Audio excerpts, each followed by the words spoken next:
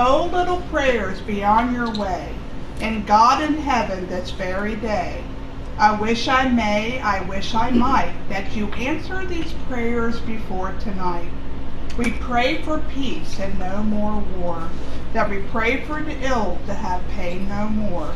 We pray for children who are in distress, that we pray for many who are depressed. Now hurry, little prayer, be on your way, so God can answer them this very day. Now bless us, God, in some small way, that we know that you heard us pray. Amen. And that's a little prayer from Alta Morgan from 2008. Good morning, everybody. Good morning. Yeah, welcome to United Spiritual of the Christ-like Church. If you don't know me, I am Associate Minister Penney Moore, and I'm going to be your chair today. And it looks like everyone's been here. You know, we don't have any rookies in here today. We're experienced spiritualists today. Well, we definitely appreciate you coming in here every week. All right. So here's a few thoughts for today. I like things to be on the humorous side, so I hope you enjoy them. The reason I talk to myself is because I'm the only one whose answers I accept. And that's George Carlin. The statistics on sanity are the one that every 4 people is suffering from a mental illness. Look at your 3 best friends. If they're okay, then it's you. And that's Rita Mae Brown. Substitute damn every time you're inclined to write very. Your editor will delete it and the writing will be just as it should be. Mark Twain. Of course, they don't edit that word out anymore. I like work. It fascinates me. I can sit and look at it for hours. And that's Jerome K. Jerome. All right. Now it's time for the imprecation. All right. Sweet Spirit of God, we are grateful to be here today. We wish peace to everybody here on the earth plane and our loved ones in spirit. We are blessed to have the opportunity to serve Spirit in this way. And we are all standing together as we say the words that the Master Jesus has taught us. Our Father, who art in heaven, hallowed be thy name. Thy kingdom come, thy will be done, on earth as it is in heaven. Give us this day our daily bread, and forgive us our trespasses, as we forgive those who trespass against us. And lead us not into temptation, but deliver us from evil. For thine is the kingdom, and the power, and the glory forever. Amen. And now, and now it's time, let's see here. All right, so today we're going to talk about the human condition. Enter ye in at the strait gate, for wide is the gate, and broad is the way that leadeth to destruction, and many be there which go therein. Because strait is the gate, and narrow is the way which leadeth unto life, and few there be that find it. And that's what we read in Matthew chapter 7, verses 13 through 14 in the King James Version. All right. So, yes, we're definitely talking about the human condition today, and I would like to ask a couple questions before we begin, and I want you to raise your hands if your answer is yes. How many of you in here are satisfied where you're at as far as your life is concerned right now? Anybody satisfied? Awesome. All right, great show of hands. How many people, I don't know, I can't really see anyone online. How many people are not satisfied where you're at right now? Okay, so there's, a few more show of hands. I mean, that's pretty average. It's hard to find that special place that really makes us feel we're doing what we came here to do.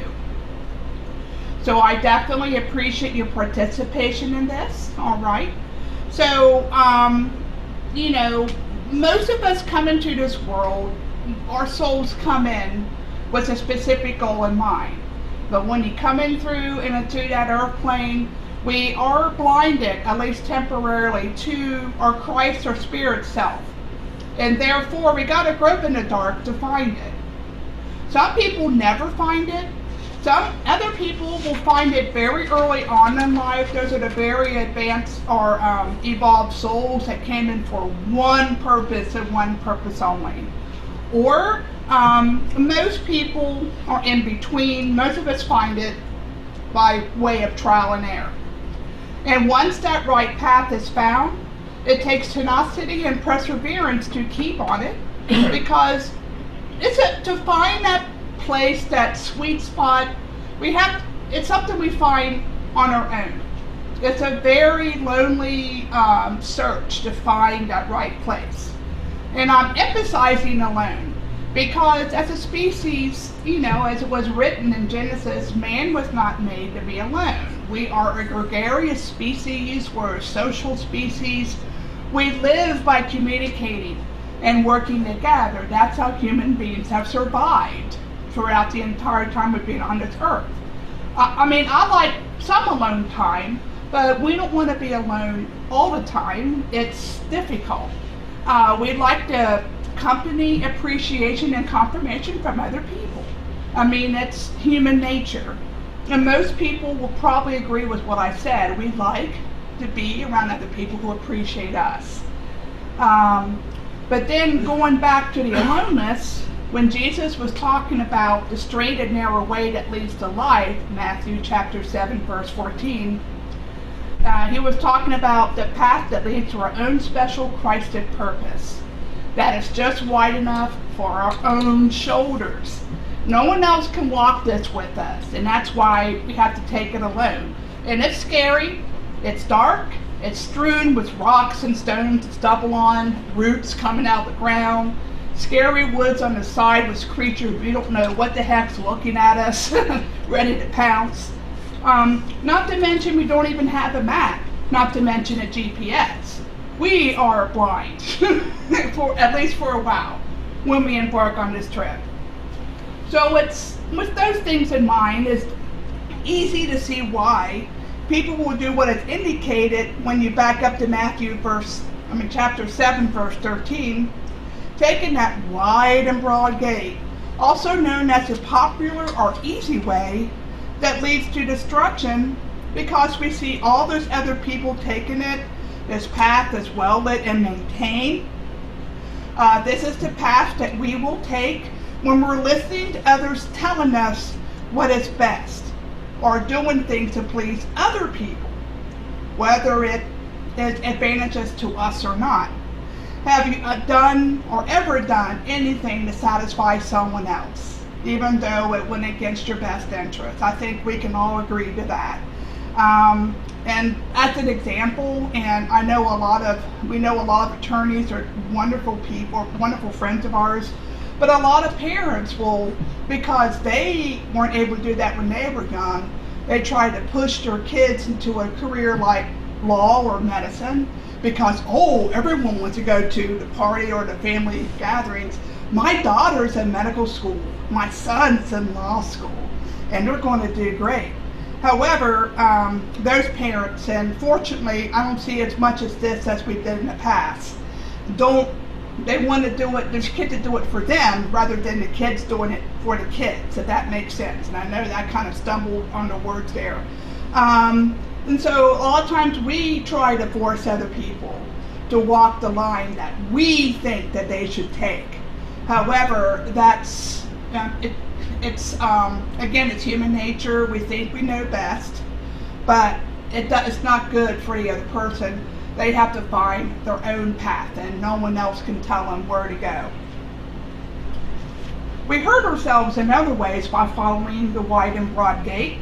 It is always a slippery slope.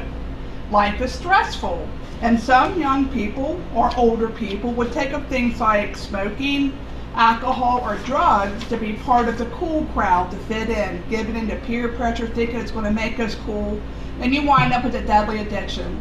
How many people, took up smoking when they were younger, and it took 40 years, or longer to quit. Who knows how much damage I have to take a lung cancer screening every year now because of my smoking habit. And following the wide path leads us to these kind of things. It's like allowing ourselves to be swept away by a raging river. Jesus was talking about the human condition when he mentioned the wide gate. All of us have taken this road one time or another. And I'm sure we have stories of following fads. Fads are usually, most of them are harmless. There are some that are not. In neither case, it distracts us from realizing our spiritual unfoldment. It's just a distraction. The straight and narrow way is much harder to find than the wide and broad path. It isn't well lit or well maintained, like I mentioned a few minutes ago. It is hidden deep within the wells of our souls. There are clues that life will throw at us, but no real blueprint that'll make it easier for us to find it. However, once we do find it, then help comes immediately. The first thing that comes are our spirit guides that come here to support us, or loved ones in spirit, and then people here on the earth, all of a sudden, we start meeting people that's going to help us on our way. It happens. And that's when we know, when we get that support in the after and on the earth, that yes, you have found your golden key to what you came to fulfill your soul's purpose. And it's so funny, once we find our true calling, a lot of times it's a complete surprise. As an example, Rick and I love pottery. We love fine pottery. We're Rookwood and all the other fine potteries. We used to go to Mayfest, which is I think it's in the spring in Covington every year.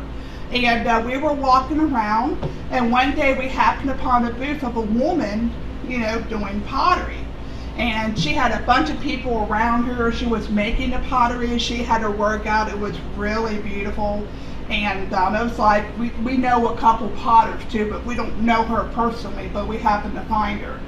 And, she was talking to a couple people just as we walked up to her. She was talking about how when she first entered college, she was going to go to medical school. That was her goal, to go to medical school.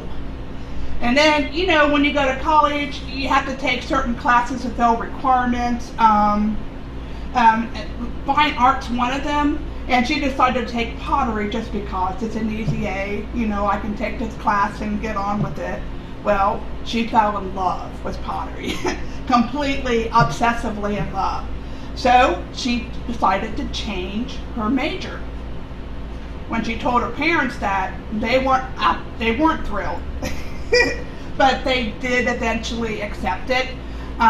So she became a potter, and she was running her own business as a potter. She wasn't making as much money as a doctor, but she still made enough to get by, and she was happy. You can see that light, that white light of happiness that emanated from her when she had her hands in the clay. And that's what Spirit's goal for us is. Spirit wants every single person in this room, in this world, to be as happy as that woman was, doing what she loves. There's nothing wrong with personal happiness.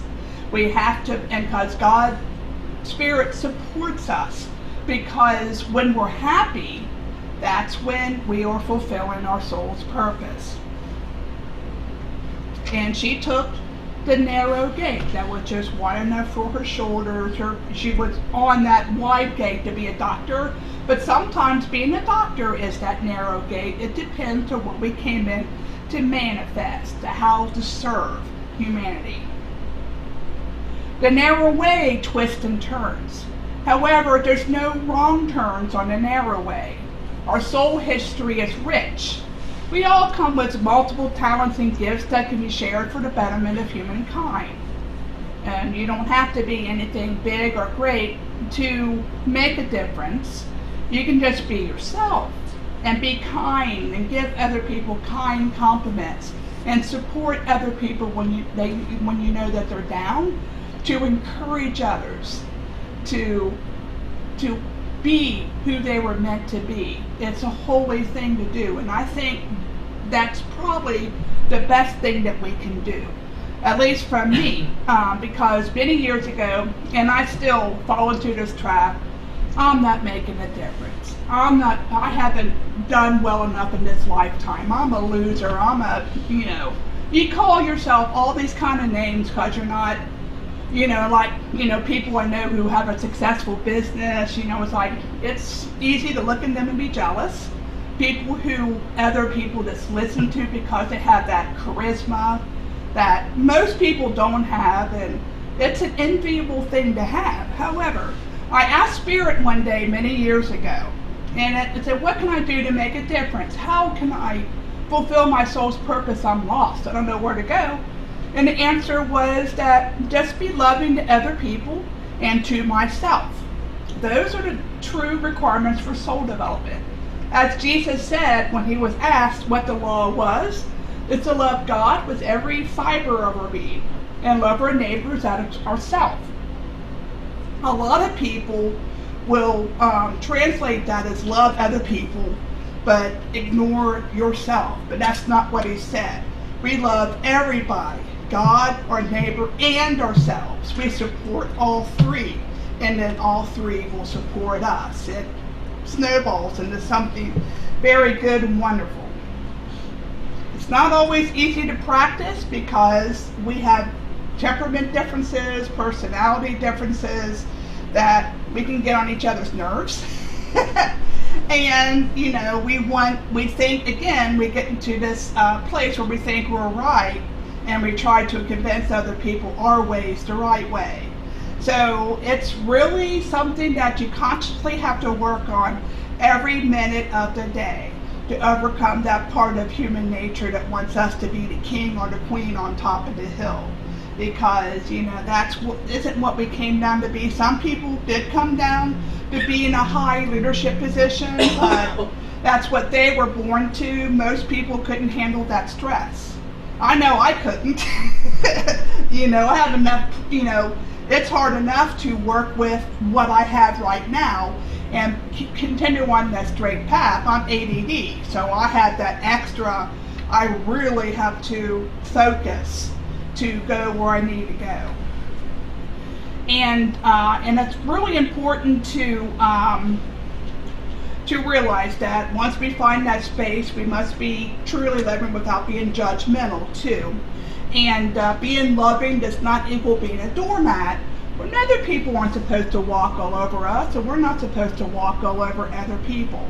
And I think there's a lot of mistranslations about this. You're supposed to just, or just like turning the other cheek, no, we're not supposed to encourage or enable other people's selfish, because we all have selfish desires and selfish aspirations. And when someone is trying that on us, it's not Christ-like or Buddha-like to just give it and let them run over us. We weren't created for that.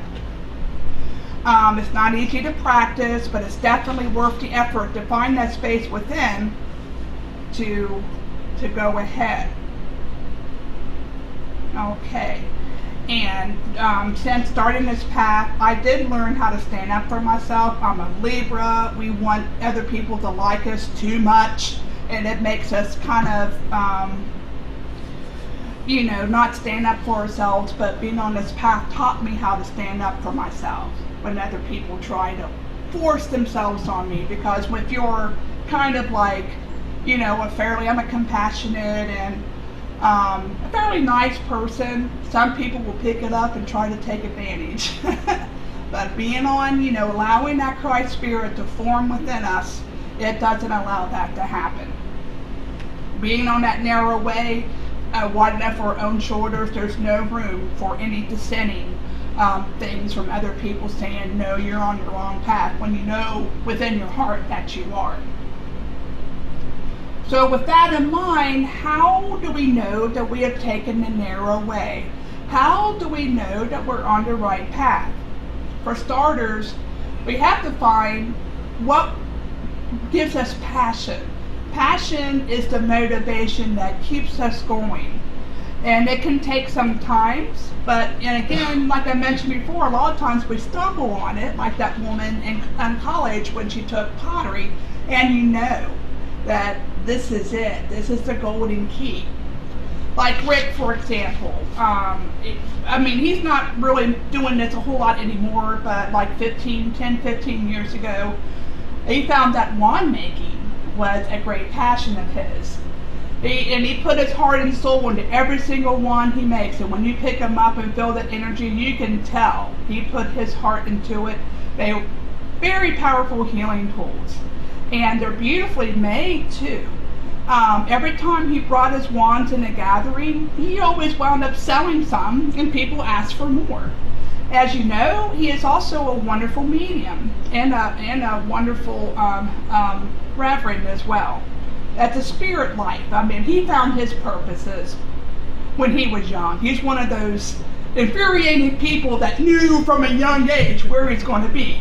I'm kind of there, you know, but I'm a little bit later stage of life than he was. But, you know, and so he's had success because he found that space that gives him that urge and that motivation to go forward because it sings to his soul. And then another example is my older sister Pam, who's since been deceased. But, you know, she was a nail tech. And most nail techs don't make a whole lot of money. They struggle. She did very, very well. She had a very kind of like a healing ability. She had, with it, when she held your hand, she had a certain energy that just drew people to her. So she was very, very successful in her business. And, you know, she decided that on her own. There were other people, Dad, notably. Oh, that's fly by night. You'll never do well. You're just going to waste your time. But she persevered, and she became a success, and she was happy with what she did because she followed her heart instead of what other people were trying to tell her. And I do have to reiterate that when people try to tell us, you know, what they think is best for us, they do have, their intentions are good. But then, as the saying says, the road to you-know-where is paved with good intentions. And I think a lot of times that's what that philosopher was saying when they coined that term. So she became very successful. Her and her husband moved to Florida the last 3 years that she lived, and, you know, she passed away about 2 years ago. But I think about her all the time because she's so inspirational. She's a shining example of a real-life person who followed the stirrings of her heart. She took that narrow path wide enough for her shoulders, and she was able to have a great success, and she also made a huge difference in other people's lives. Taking the narrow way is worth it because it guarantees success. Not necessarily monetary success. That's not the thing that spirit is, but often that comes, but not always. But you're happy, you know, and you can't put a price on happiness. Happiness is something that, it's life. It gives us life. And when you're unhappy, it takes away life. Being happy is beyond value. It doesn't require any external stimulation. It just requires you to be you. Our Creator deems it so. Each one of us is unique, unrepeatable expression of God. As the Reverend Pat Williamson used to say when he worked at the New Thought Unity Center here in Cincinnati. Always loved that because it was so true. And secondly, experiment with it. Passion involves a lot of work, but enjoyable work for the most part. Most of us have some kind of latent talent or an urge to learn something new. Sometimes Spirit wants us to learn something completely new. And as an example, I want to give myself. I recently took up guitar. I played maybe for a couple years. I don't have any musical ability. I don't come with, at least for instrumentation, I didn't come with that. I had to learn it. Rick's played piano since he was 12, but he came with that. I didn't. But I wanted to learn the play instruments, and Spirit has been very supportive of that. Rick's been supportive. I mean, do I sound like Jimmy Page? No. Will I ever sound like Jimmy Page? No. But it doesn't matter. it's joy. It's therapeutic for me. And that's another example, and I know she's online today, our own Reverend Luana Cloak. She decided, I think after she retired or right before, to take up painting. And I don't know her history well enough to know if she drew or painted when she was young, but she did when she got older. And it's something she's very good at what she does. And it's something that's very close to her heart. So, today she knows a lot of artists in the area, and, she also became, an ordained minister last year. So, Luana is another shining example of what you do when you decide to take that narrowing path that's wide enough for her own shoulders. No one else told her to do those things. She decided on her own, and that's why she was successful at it. So, if you haven't seen any of her artwork, I encourage you to do so. It's gorgeous. Alright? And as, kind of going back to that, if you've gone to church all your life and wondered what it's like to take the pulpit, like I'm doing today, maybe it's time to look into public speaking courses to see if you would like giving sermons. Most people are terrified of the prospect of standing in front of other people and talking. It's a scary thing, especially when you first come into it. However, a lot of people, again, Luana and some others, belong to Toastmasters for some years before, deciding to take the ordination plunge. It teaches you to do public speaking, and it gets it to you in little increments, on the way, and it really helps to do things like that. Or if you love kids, there's many opportunities to make a difference in the lives of young people. You can start, maybe volunteering at a daycare center or volunteering after school programs if you feel that urge to look into helping the young people. The fields are white with harvest, but few are there, the workers. And I think it's so because a lot of times we're afraid to follow our dreams, And it's true that following dreams doesn't always lead to new careers, but it does teach us about ourselves and what makes us tick. A lot of people say, your head's in the clouds, you're just dreaming, and you don't want to stay up there with your head's in the clouds. That's not, but, you do have to spend some time with your head in the clouds so you can look down and have a better view of what road is laying in front of us and where or what we have that we can use to fulfill our soul's purpose. And like I said, people are happy when we're in that space. And if you ever noticed, happy people are very pleasant to be around. They're always smiling, always joking. I mean, just like everybody else, we go through our emotional ups and downs, but they're able to be a positive force no matter where they are. Unhappy people are not very pleasant to be around. You're bitter, you're selfish because you just don't know what, you just feel like the whole world's against you. And when you're that way, you're not exactly pleasant to be around. But, the unhappy people are the ones that need the most help. And it's hard because it's hard to be around that energy because it tends to drive us down too. And that's why, we do try to do our best to, because when we raise ourselves up, it raises up the rest of the world with us. It is an accumulative thing. And it's also, when you're on that narrow path that's wide enough for your own shoulders, you can't be swayed by charismatic con men. You can't be swayed by well-meaning family members who have no clue what makes you tick.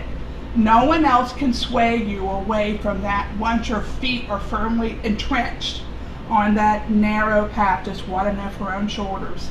Could you imagine if everyone decided to do that, or at least spend some time, no matter what period of life you're in? There probably wouldn't be any more wars, there'd be nothing to fight over, because we would share everything, all the resources, if we're happy, and it takes us away from that selfishness. Can you imagine that world? Sometimes I think about that world. And I know it's kind of a pipe dream, but I'll take that pipe and smoke it because it makes me happy for at least a few minutes thinking what the world would be like. Imagine the Star Trek world, you know? That would be awesome if you're a Trekker, you know, and, you know, Star Wars is a little bit different. It was a little more challenging because they had to fight that empire. But they eventually overcame the empire because they found their true calling and they were able to topple something very large and very powerful that wasn't good for the general population. But that's a movie. There's things that happen in real life on a much smaller scale, but I think in many ways a lot more interesting and motivational. And, you know, taking that wide gate to go back there, you know, it's full of negativity, full of fear. Just think, you know, the very extreme cases of following a charismatic con man. Look what happened in Germany 80 years ago. You know, and it suffered extreme economic setbacks. You literally had to take a barrel full of Deutschmarks to buy a loaf of bread. So it was right after World War I, and everybody was scattered. So this person comes in, and people around him promising all kinds of things, and people lapped it up. But it was based off of a lie, because it was saying that certain people could exist and certain people could not. And it started eliminating the people that didn't think could exist. You know, that's an extreme example, but I mean, it shows us how destructive if the German people decided to take that narrow path just for them. I don't think it would have happened, just like any other, or very, very unlikely. I know with human nature, we're not predictable creatures, but I think at least he would have been stopped before the worst came into being. Okay, so with that in mind, it behooves us to heed the instruction of Master Jesus to find our own special place in the scheme of things by seeking the narrow path. Be assured you will be a positive force in the world when you follow your soul's purpose. Kind of going back to Adolf Hitler, you know, he loved art. You know, if he would have stayed in art school, he would have probably never did what he did. He would have stayed there and not, but you don't know. But it's very important for people to go where they need to go and what makes them happy, no matter what it is, as long as no harm is done. And art is one of the big ones, I think, because it helps us express ourselves. All right, so I would like to close today by challenging you to soul search and see what makes you passionate. You have to do this alone, however, with your guides. They will keep you company. And then once you find it, our earth friends will also begin to keep us company. You'll be surprised what you'll find. Pick a couple and go for it. You will not regret it. All right.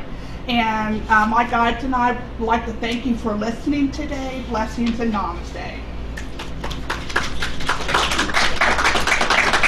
All right. And now it's time for our meditation.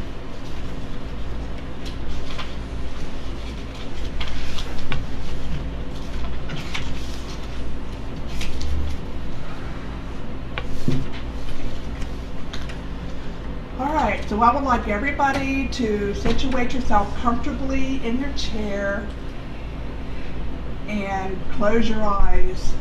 Set your hand comfortably upon your lap. Just allow yourself to sink into the chair of trusting. And take 3 long, deep breaths, filling your lungs with the essence of God. Hold for a few moments and slowly exhale, just feeling yourself sink further into your chair. And do this 2 more times.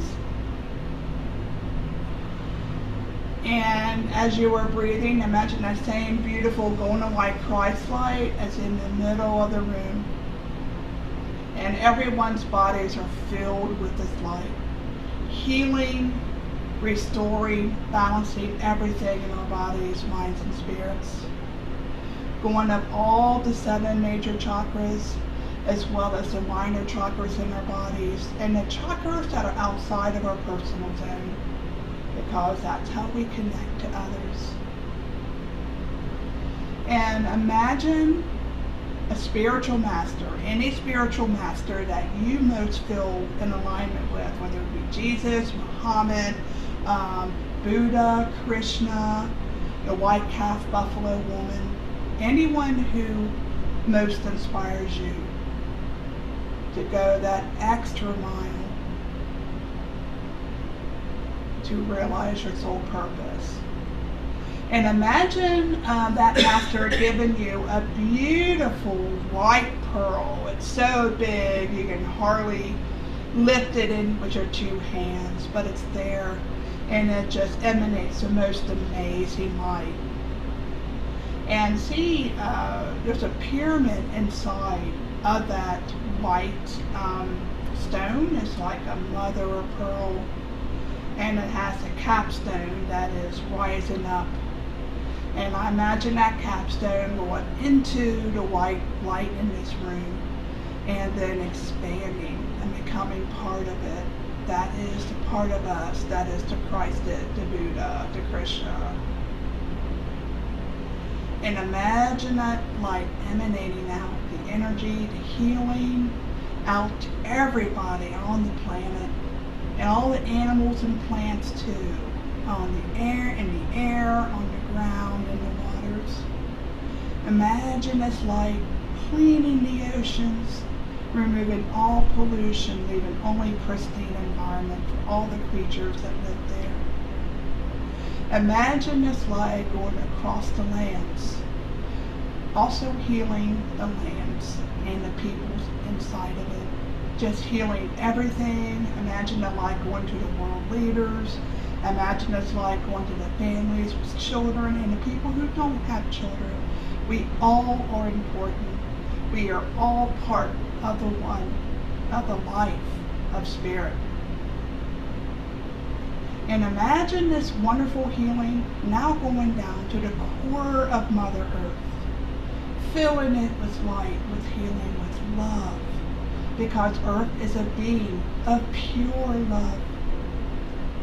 And then from her middle, imagine this light extending out and filling the universe with this love, its light. And like the great central sun, which energy this comes from, that is the life that goes through us all. And as you, so allow yourself a few moments of silence, and very likely the master that you're with has a message for you. Spend this time now to receive that message.